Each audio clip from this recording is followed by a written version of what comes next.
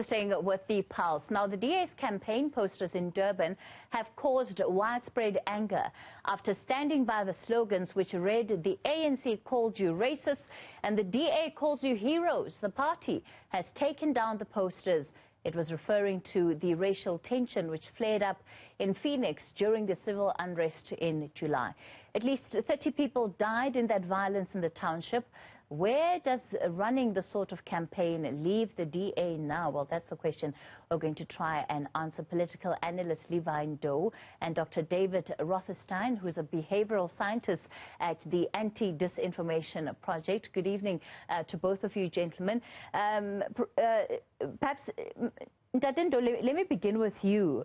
From a political perspective, right, we've seen what is effectively a big U-turn in the past 24 hours from the DA when it comes to the messaging around those posters.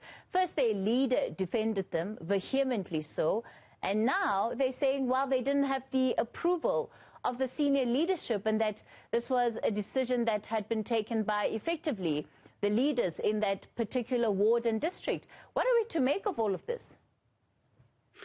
Evening, Kathy. Good evening to my colleague and the viewers at home. You know, when you are at the election period, you have to do all you could to be able to attract voters towards your party or to ensure that they vote for your party. And to a certain extent, some people would actually come up with other strategies that might, to a certain extent, disadvantage their program. In this case, it is the Democratic Alliance. When the leadership of the DA was questioned yesterday about the poster, it appeared as if they sat down and agreed on what was actually going to appear on the poster. And we all have a perception that leaders of political parties would know the details that are happening in the different wards and the branches. And that is not the case. But when you look at how they actually then had to make a huge U-turn, it would be informed by a number of factors. Each time you mention racism in South Africa, you actually touch on the nerves and the nerves of those that were the victims of racism in the past. And when you also talk about racism in South Africa, some people get reminded about that race, and the unfortunate part as well is that each time when you have words that relates to racism coming from the DA, some would then also relate to what other leaders who left the Democratic Alliance have been saying about the party.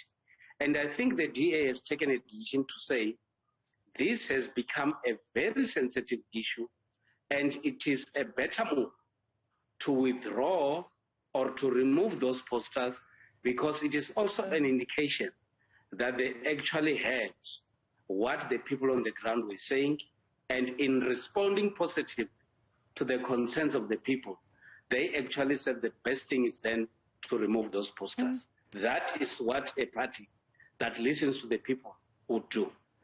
David, there's no secret about the fact that race becomes and remains a sensitive conversation in this country. Following the July unrest, the situation in Phoenix was highly charged, particularly along racial lines. I mean, from the perspective of putting a campaign like this together and being able to read the room, can we actually say that, you know, that it wasn't preempted, that nobody who was putting this messaging and this campaign together would have thought about that the fact that this would be the outcome? Absolutely. You know, using racism, or not necessarily using it, but those are very emotive emotive messages have quite a strong impact on people. And I think putting your messaging across and using those kinds of emotive strategies as a means to communicate it's not necessarily communicating disinformation, but it can be. I mean, people respond quite emotively to that. And if you're trying to be objective in your campaign or your strategy, you can lose that objectivity as well. And people, yeah, I mean, racism, I think, touches the hearts of a lot of people. It has very deep, strong historical aspects to it. And, we've seen in some of the disinformation, one type of disinformation strategy or, in messaging strategies are to start off with something quite emotive to rile up or arouse someone into quite an emotional state. Mm. So their decision-making actually changes. And if we're making decisions based on information that's more emotive, our decisions tend to be quite different than if we met with information that we're receiving that's more objective. That's maybe potentially more factual. If we're emotive, we sometimes lose the facts, and that's quite problematic. And I think in this case, these kinds of, messaging which uses these sort of issues, which are, it's very, as I said, quite emotive and very provocative for people. It can be potentially, you can lose a lot of objectivity. And certainly when one looks at what was said on those posters, it was meant to be provocative.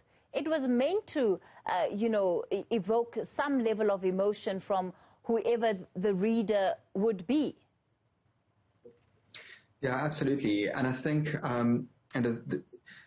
there's sort of an agenda that you want to sort of ally with people on their emotional connection, have people ally with you because you maybe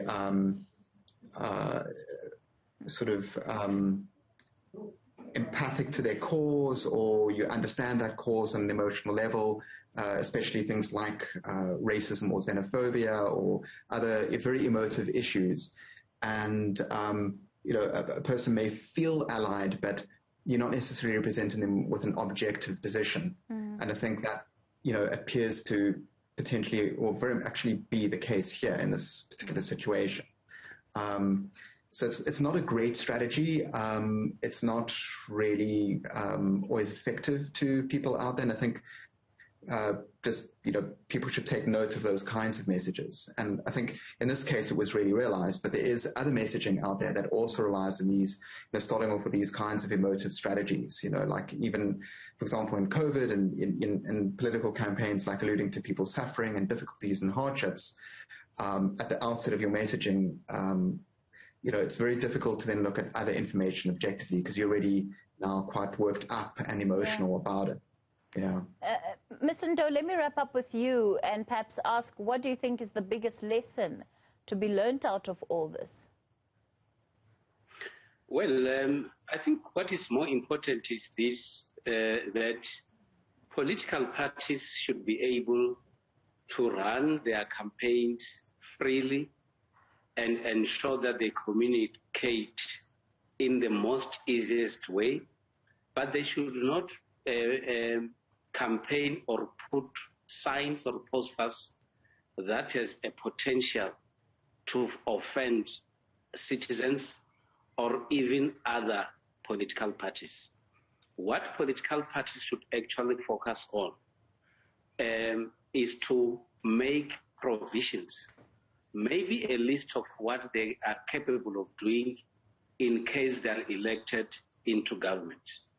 We have got a very difficult past in South Africa, and one would expect political parties to be at the forefront of ensuring that they participate in building social cohesion in the country and not have this kind of posters like the DA has actually put.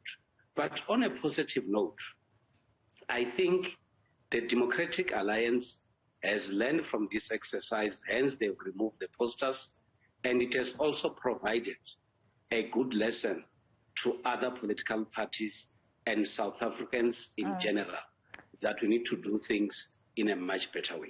I will have to wait and see if this mistake, in fact, is not a costly one when it comes to the vote on the 1st of November.